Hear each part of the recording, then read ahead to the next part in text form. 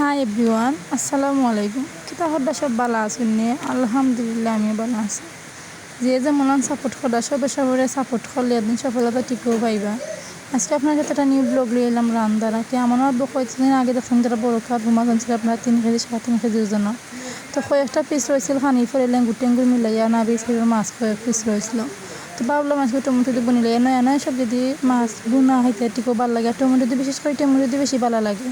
তো আজকে আমি টমেটো দিয়ে বুনমুনে তো দেখলাম হলুদ বা এখন মশলা গুঁড়া দিলাম, পরিমাণ মতো লবণ দিলাম, কাঁচামরিচ পেঁয়াজটা কত সময় বাজলাম, বাজার করে মশলাটা কষানি করে আমি কেন টমেটো দিমো। টমেটো ফুল মজা একটু মজবো, সামান্য মজবো। টমেটো দিন আস্তে আস্তে খেতে করি মাখানির মাঝে মজা লাগে ভাত খাইতে। তারপরে এখানে মাছ দিয়ে আমি একটা লম্বা সিঁড়ি দিলাম, কত সময় জাল দিম বা খবরও দিমো আর কি।